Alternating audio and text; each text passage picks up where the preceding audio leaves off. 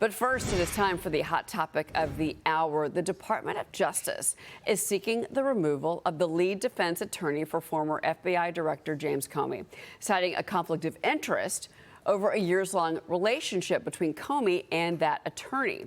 Prosecutors claim that Comey used his counsel to disclose classified information shortly after President Trump fired him during his first term.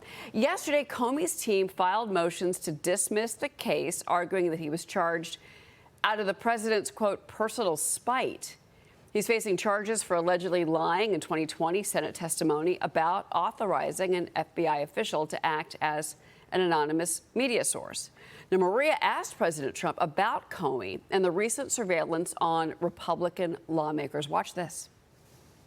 They tapped the phones of 8 sitting lawmakers. What can you do to prevent this kind of surveillance? And how high up the chain did this go? I think it went right up to the top. And I think it started with Obama, with Comey going up and giving me a briefing in 2016, 2015, the end of 2015 and 2016. And then I said to him, who knows about this? He said, President Obama, his wife, and Joe Biden. They sat in the Oval Office talking about it. But it went all the way through. Obama was involved, Biden was involved, everybody.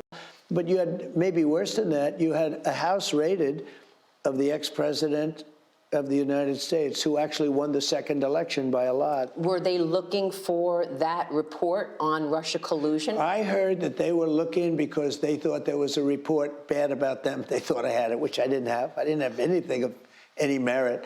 But they were looking, and I also had the Presidential Records Act. You know, I had the right to have all this stuff. I had the right to have it. Do you expect there will be charges that there was a conspiracy against you? I don't know about charges. You know, I'm allowed to be involved in this. I'm the Chief Law Enforcement Officer of the United States. You know that, right? A lot of people say, oh, he's the president. He should. No, I'm the Chief Law Enforcement. I'm allowed to be involved in it, but I haven't chosen to. Interesting. Caroline, your reaction to that?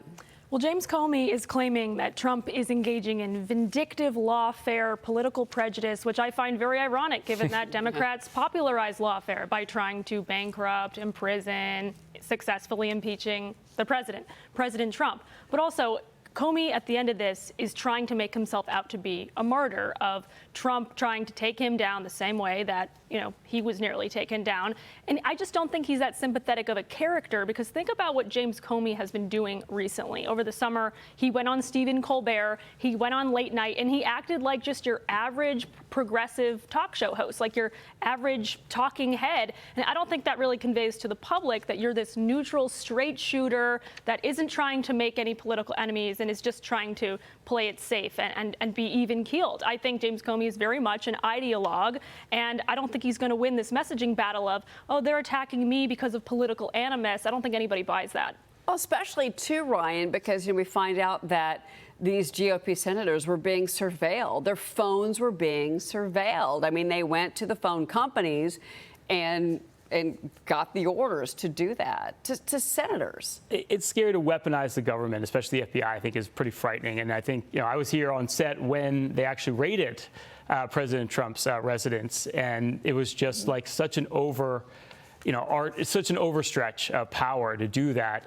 It was mind-blowing that, you would see the FBI go in and do that and not do it any other way, but make it theatric like that, I thought was pretty wild. I think, too, Caroline, this is interesting about the attorneys, that the DOJ is trying to get one of Comey's lawyers tossed out because, basically what they're citing here, a 2019 report from the Inspector General at DOJ, that basically Comey was sharing information about his interactions with Trump while he was FBI director with his attorneys. And they're saying that some of this was classified information. Yeah. So that he's the one that open this window, and that's why one of his lawyers should be thrown out now. Yeah, no, I think there is something suspicious about that, and obviously the court process is going to determine whether this guy does have a conflict of interest with him. And the other thing is, people are forgetting what the indictment at the heart of this case really is. It's basically alleging that James Comey approved or did not approve his associate to give the Clinton Foundation probe to the press, to the Wall Street Journal. That's actually what this indictment is about.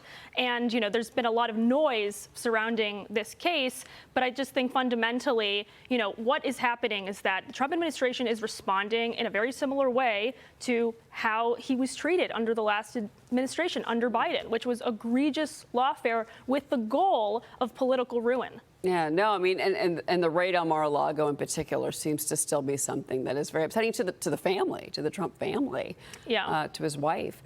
We are just getting started this hour. We've got a lot more coming up this morning.